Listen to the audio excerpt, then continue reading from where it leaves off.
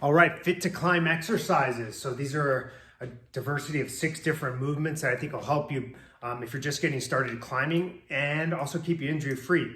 So there's no other exercise that simulates some more advanced climbing than a pull-up.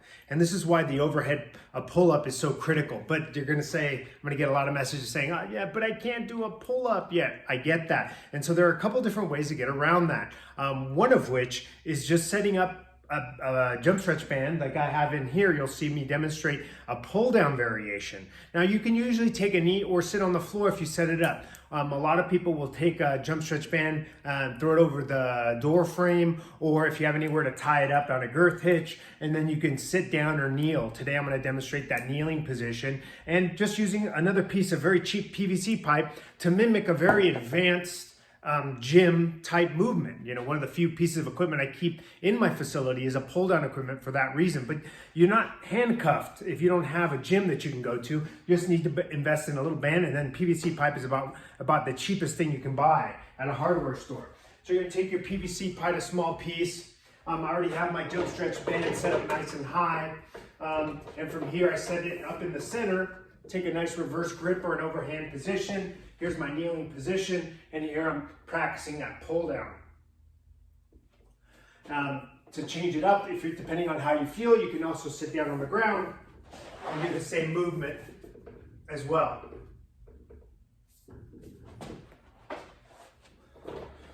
So the critical component in that one, when you set up, get yourself a little PVC pipe, and you can also set up a number of different bands depending on the amount of resistance you need. All right, the wrist roller, another piece of PVC pipe. I literally made this just a few minutes before I started filming this video. Yes, that's a can of beans. Most people don't need it. So this PVC pipe, I drill a hole, tie a knot, a little square knot on the other side so it doesn't come through. The muscles of the forearms need to get prepared. You're gonna burn out anyway, the muscles of the hands as you're climbing. But the better we can prepare those muscles to grip, and hopefully not over grip, the better you're gonna be when you're climbing. So I have that can at the end, just providing some resistance. I'm gonna hold it up off the ground and I'm gonna start to rotate my wrists. And as you can see, as I come up, you'll start to see the can come into picture here, all the way up. When it reaches the top, I eccentrically load it down. So I start getting those muscles used to the amount of pressure they need. You can go both directions on this, although I will say this, as an injury prevention tool, this movement coming away, just like you're seeing in the video right now, this is where we end up needing the attention. This and this starts to get plenty of attention, and so we start to develop some elbow issues when we get a disproportionate amount of strength between here and here. Again, the top side tends to be the weaker area. So if we pay attention to it now, not only will it help you climb, it'll help you avoid future injuries. All right, next movement is the side plank, and side plank is pretty classic motion, but you can do it from the forearm or do it from the hand, but always remember to not twist, stay flat, and your target area that you're trying to feel is the oblique wall. So real quick, when we do our side plank, here and here.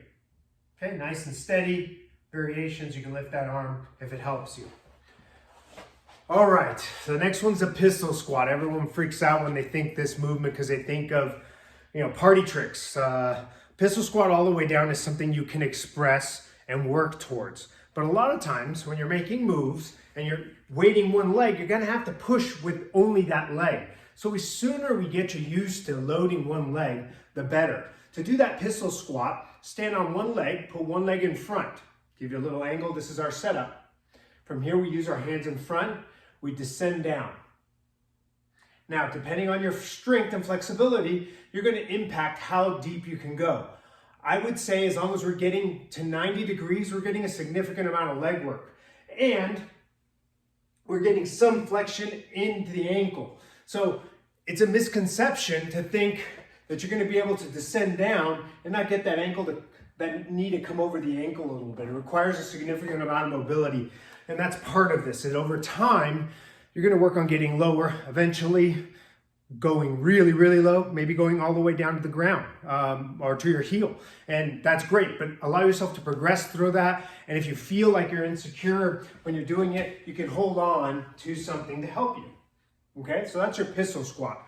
Rear delt pulls are for the mid upper back. I have some tubing here that I'm going to demonstrate with it, and you'll see me choke up on it a little bit because this is relatively light. That's the beauty of band work, is that you can work on adjusting your hands to get the amount of fatigue you need in the given reps. So slide the shoulder blades down, pull and separate, squeeze the shoulder blades together. Okay, target areas are back of the shoulder, mid and upper back. If you're getting it up here, those are your upper traps. We don't need those involved. We want to make sure we get the least amount of involvement in those. If you're feeling like you can't stay down and keep those muscles from working, you can lighten up the resistance, or you can myofascial release that area to kind of get it to calm down. All right, the last motion we're going to do is a fire hydrant. Fire hydrants are essentially for the outer hip, and this is just for hip health.